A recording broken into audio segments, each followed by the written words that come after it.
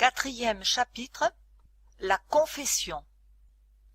Nous lisons dans Proverbe 28 au verset 13. « Celui qui cache ses transgressions ne prospère point, mais celui qui les avoue et les délaisse obtient miséricorde. » Les conditions auxquelles Dieu accorde sa miséricorde sont simples, justes et raisonnables. Le Seigneur ne demande pas de nous des choses pénibles en retour du pardon de nos péchés. Il n'est pas nécessaire d'entreprendre de longs et durs pèlerinages ou de se soumettre à des mortifications pour gagner la sympathie du Dieu des cieux ou expier nos transgressions. Celui qui avoue et délaisse ses péchés obtient miséricorde. Confessez donc vos péchés les uns aux autres et priez les uns pour les autres, afin que vous soyez guéris, dit l'apôtre. Jacques 5, verset 16. Confessez vos fautes à Dieu qui seul peut les pardonner, et confessez-vous mutuellement vos torts. Si vous avez offensé votre ami ou votre prochain, votre devoir est de le reconnaître, et le leur est de vous pardonner. Vous devez ensuite rechercher le pardon divin, parce que le frère que vous avez blessé est la propriété de Dieu. En l'offensant, vous avez péché contre son Créateur et Rédempteur. Le cas est alors porté devant l'unique médiateur, notre grand souverain sacrificateur, qui a été tenté comme nous en toutes choses, sans commettre de péché. Hébreux 4, 15. Qui est touché du sentiment de nos infirmités, et parfaitement à même de nous purifier de toute iniquité. Ceux qui ne se sont pas humiliés devant Dieu en reconnaissant leurs péchés n'ont pas encore rempli la première condition de la réconciliation. Si nous n'avons pas éprouvé cette tristesse dont on ne se repent jamais, si nous n'avons pas confessé nos péchés d'un cœur contrit, rempli d'horreur à la pensée de nos iniquités, nous n'en avons jamais véritablement cherché le pardon. Et si nous ne l'avons jamais fait, nous ne pouvons pas avoir trouvé la paix de Dieu. L'unique raison pour laquelle nous n'avons pas le pardon de nos péchés passés, c'est que nous ne voulons pas nous humilier et nous conformer aux conditions de la parole de vérité. Des directives expresses nous sont données à ce sujet. La confession des péchés, qu'elle soit publique ou particulière, doit être franche et cordiale. Il ne faut pas qu'elle soit faite d'un air détaché et à la légère, ni imposée à des personnes qui n'ont pas encore appris à haïr le péché.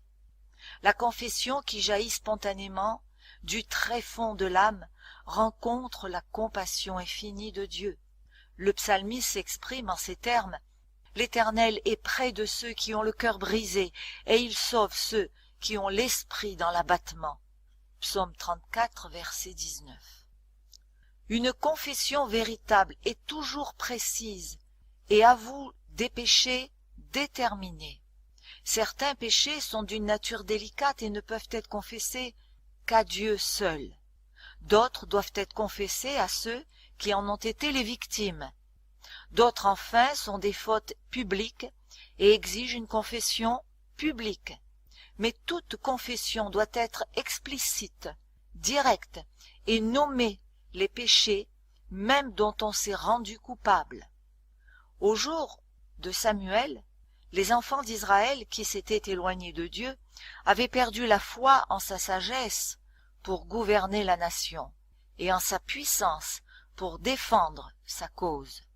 Se détournant du grand monarque de l'univers, ils avaient exprimé le désir d'être gouvernés comme les peuples qui les entouraient. Leur ingratitude oppressait leur âme et les séparait de Dieu. Avant de trouver la paix, ils durent faire cette confession claire et précise. Nous avons ajouté à tous nos péchés le tort de demander pour nous un roi. 1 Samuel 12, verset 19. Il leur fallut confesser le péché dont ils s'étaient rendus coupables. Une confession ne sera jamais acceptée par Dieu si elle n'est pas accompagnée d'un repentir sincère et d'une réforme.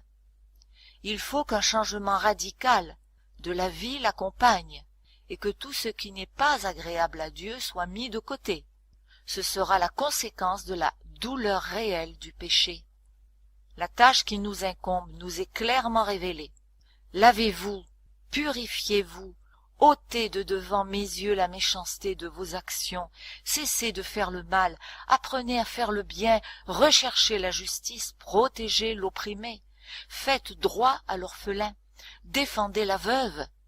Ésaïe 1, versets 16-17. Si le méchant rend le gage, s'il restitue ce qu'il a ravi, s'il suit les préceptes qui donnent la vie, sans commettre l'iniquité, il vivra, il ne mourra pas. Ézéchiel 33, verset 15. Parlant de l'œuvre de la repentance, l'apôtre Paul s'exprime ainsi. Cette même tristesse selon Dieu, quel empressement n'a-t-elle pas produit en vous? Quelle justification, quelle indignation, quelle crainte, quel désir ardent, quel zèle, quelle punition! Vous avez montré à tous égards que vous étiez purs dans cette affaire. 2 Corinthiens, paragraphe 7 et verset 11. Quand le péché affaiblit le sens moral, le pécheur ne discerne plus ses défauts et ne se rend pas compte de l'énormité du mal qu'il a commis. À moins qu'il ne se soumette à l'action du Saint-Esprit, il demeure dans un aveuglement relatif au sujet de ses péchés. Ses confessions ne sont pas sincères. Chaque fois qu'il confesse une faute, il se hâte d'ajouter une excuse et d'alléguer certaines circonstances spéciales, sans lesquelles il ne se serait jamais rendu coupable des actions qu'on lui reproche. Après avoir mangé du fruit défendu, Adam et Ève furent saisis de honte et d'effroi. Leur première pensée fut de chercher à se disculper de leur faute et à échapper à la redoutable sentence de mort. Quand Dieu s'enquit de leur péché, Adam voulut en faire retomber la faute en partie sur Dieu et en partie sur sa compagne. La femme que tu as mise auprès de moi m'a donné de l'arbre et j'en ai mangé.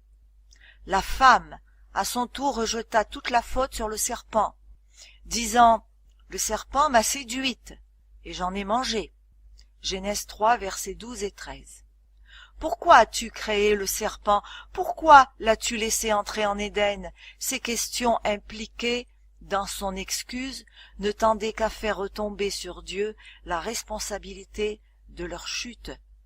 La tendance à excuser ses torts a pris naissance chez le père du mensonge et se manifeste chez tous les fils et toutes les filles d'Adam. Les confessions de ce genre ne sont pas inspirées par l'Esprit de Dieu et ne peuvent être agréées. La véritable repentance amène le pécheur à porter lui-même sa transgression et à la reconnaître sans fraude et sans hypocrisie. De même que le publicain, n'osant pas même lever les yeux au ciel, il dira « Ô Dieu, sois apaisé envers moi, qui suis un pécheur. » Ceux qui reconnaissent leur culpabilité seront justifiés, car Jésus présentera les mérites de son sang en faveur des âmes repentantes. Les exemples de confession véritable que fournit la Bible ne contiennent pas une seule parole tendant à excuser ou à pallier la faute et à justifier le transgresseur. L'apôtre Paul ne cherchait nullement à se défendre. Il dépeint son péché sous les plus vives couleurs.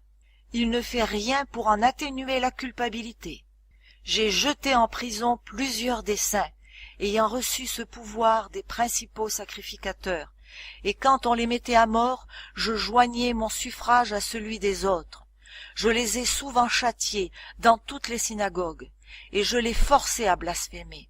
Dans mes excès de fureur contre eux, je les persécutais même jusque dans les villes étrangères. Acte 26, versets 10 et 11. Il n'hésite pas à dire « Jésus-Christ est venu dans le monde pour sauver les pécheurs, dont je suis le premier. » 1 Timothée 1, verset 15. Le cœur humilié et contrit, subjugué par un repentir véritable, comprendra jusqu'à un certain point l'amour de Dieu et le prix du calvaire. Comme un fils fait sa confession à un père aimant, le pécheur véritablement repentant apportera tous ses péchés devant Dieu, car il est écrit: si nous confessons nos péchés, il est fidèle et juste pour nous les pardonner et pour nous purifier de toute iniquité. 1 Jean 1, verset 9.